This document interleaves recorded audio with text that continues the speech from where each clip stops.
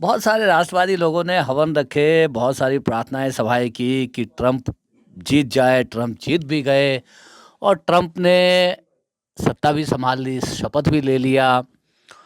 और जैसा कि दोस्तों आप जानते हो कि बहुत सारे भारतीय और इलीगल रूप से, अवैध रूप से जो है अमेरिका में रहते हैं। जैसा कि आप सुनते हैं कि शायद पंजाब के लोग ही ज़्यादा जो है विदेश जाना चाहते हैं, मगर आपको यह सुनकर आश्चर्य होगा कि इस लिस्ट में सबसे आगे कौन सा प्रदेश है। तो इस लिस्ट में सबसे आगे जो प्रदेश है उस प्रदेश का नाम है गुजरात।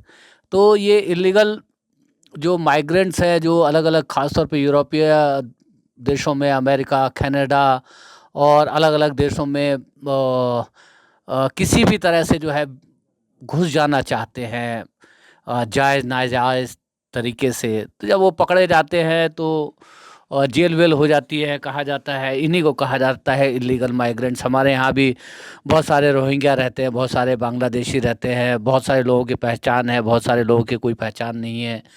और इसी तरह से दोस्तों ट्रंप ने अपने वादे के अनुसार अमेरिका में रह रहे जितने भी इलीगल माइग्रेंट्स हैं, वो ज़रूरी नहीं है कि वो भारतीय हों, और भी अन्य देश के भी जो इलीगल माइग्रेंट्स हैं उनको देश से जो है बाहर भेजने का जो है उन्होंने अपने चुनाव में वादा किया था। और आते के साथ ही उन्होंने उसके ऊपर इम्प्लीमेंट भी कर दिया। उसी की पहली खेप कल हमारे देश में, हमारे देश के जो इलीगल माइग्रेंट्स हैं उसकी एक खेप जो लगभग 104 105 लोगों की है, अमृतसर में उतरी। और सबसे जो खराब बात थी और निंदनीय बात थी और जो भारत के लिए असम्मान की बात थी, हमारे देश की अस्मिता की जो बात थी कि हमारे जितने भी ये जो नागरिक वहाँ पर पकड़े गए थे एज ए इलीगल माइग्रेंट, उनको 40 घंटे तक उनके पैरों में बेड़ियां डाल करके, हाथ में हथकड़ी डाल करके रखा गया। उसकी अलग अलग तरह की कहानियां मीडिया में, सोशल मीडिया के मार्फत सामने आ रही है। मेन मीडिया आप जानते ही हैं, मेन मीडिया किस तरह की कवरेज करता है। क्या खबर उसको दिखानी है, क्या खबर नहीं दिखानी है, उसका इशारा कहीं और से आता है। तो दोस्तों सोचने वाली बात यह है कि ये जो प्लेन 104 105 लोगों को लेकर के आया, जो हमारे भारतीय नागरिक जो अमेरिका में अवैध रूप से रह रहे थे, उनको अमेरिका के सरकार ने जो डिपोर्ट किया, वो प्लेन अमृतसर ही क्यों उतरा, गुजरात क्यों नहीं उतरा, दिल्ली क्यों नहीं उतरा, या किसी और जगह क्यों नहीं उतरा, या सबसे ज़्यादा जहाँ के लोग थे वहाँ पे उतरता, अहमदाबाद अहमदाबाद उतरता। तो जब जब भी इस तरह के, जबकि पंजाब सरकार बहुत समय से, क्योंकि पंजाब की एक बहुत बड़ी आबादी विदेशों में रहती है, कनाडा में रहती है, यूएस में रहती है, यूके में रहती है, और भी जो यूरोपियन देशों में रहती है। तो हमेशा से पंजाब सरकार की ये मांग रही है, सरकार किसी की भी रही हो, चाहे वो कांग्रेस की सरकार रहे या जो शिरोमणि अकाली दल की सरकार थी, या जो अभी आम आदमी पार्टी की सरकार है, बहुत समय से जो है वो ये मांग कर रहे थे कि अमृतसर से ही यदि इंटरनेशनल इंटरनेशनल उड़ान शुरू हो जाए, तो यहाँ से जो विदेशों से, पंजाब से जो विदेशों में जाते हैं, जिनको दिल्ली और बम्बई से अपनी हवाई यात्रा शुरू करनी करनी पड़ती है, अ, उस यात्रा से जो है बच जाएं। तो उसके लिए तो इंटरनेशनल फ़्लाइट अमृतसर को नहीं मिलती, पर अमृतसर के भाग्य में आया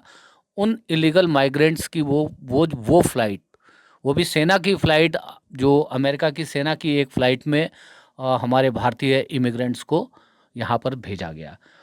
तो एक तरफ, और उसके ऊपर अभी तक कोई मतलब भारत सरकार की कोई आधिकारिक वक्तव्य भी नहीं आया है। आज उसको लेकर के संसद में हंगामा चल रहा है। कहा जाता है कि विदेश मंत्री एस जयशंकर उसके बारे में आज जो है संसद में बयान देंगे, और जिसके ऊपर अभी तक भारत सरकार की तरफ से कोई भी आपत्ति दर्ज नहीं कराई गई कि कोई बात नहीं, ठीक है कि हम अपने इलीगल माइग्रेंट्स, हमारे अपने जो लोग हैं जो अवैध तरीके से अमेरिका में रह रहे हैं, उनको लेने के लिए तैयार हैं, मगर उनको जिस तरह से भारत वापस डिपोर्ट किया गया, हाथों में हथकड़ियाँ लगा के, पैरों में बेड़ियाँ पहना करके, ये जो है बिल्कुल भारत को मंजूर नहीं है। इस तरह की कोई प्रतिक्रिया भारत ने अमेरिका के को नहीं दी, ना ही अपना कोई विरोध दर्ज कराया। और दूसरी तरफ एक छोटा सा देश है दोस्तों कोलंबिया। एक छोटा सा देश है कोलंबिया जिसके राष्ट्रपति का नाम है गुस्तावो पेट्रो, जिसकी ना छाती 56 इंच की है, ना वो विश्वगुरु है, ना ईश्वर का अवतार है। लेकिन इस देश ने अपने देश के नागरिकों को जंजीरों में बांधकर भेजना मंजूर नहीं किया और अमेरिका का मिलिट्री प्लेन अपने देश की धरती पर उतरने भी नहीं दिया। पेट्रो ने अपने अपने देश के नागरिकों को मंगवाने के लिए अपने देश से एरोप्लेन भेज करके सम्मान के साथ अपने देश के नागरिकों को स्वदेश बुलवाया।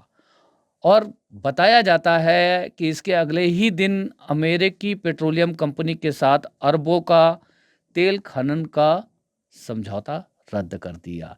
ये एक छोटे से देश की प्रतिक्रिया है अपने नागरिकों के सम्मान की सुरक्षा करने के लिए कि किस तरह से जो है एक छोटा सा देश कोलंबिया जिसने ये हिम्मत दिखाई, ये साहस दिखाया, जिसने अमेरिका जो विश्व की सबसे बड़ी शक्ति है उस देश के मिलिट्री हवाई जहाज को अपने यहाँ उतरने नहीं दिया और अपने नागरिकों को वहाँ से ससम्मान वापस अपने स्वदेश में मंगवाया। तो दोस्तों मैं पूछना चाहता हूँ उन राष्ट्रवादी लोगों से जिन्होंने ट्रंप की जीत के लिए हवन किया था, वो क्या सोचते हैं कि जिस तरह से अमेरिका ने हमारे देश के नागरिकों के साथ जो सम्मान किया, क्या वो न्यायोचित सम्मान है? क्या इस तरह का व्यवहार किसी भी देश को, किसी भी देश के नागरिक के साथ करना चाहिए? तो दोस्तों ये थी आज की एक समाचार। अगले किसी और समाचार में मिलते हैं।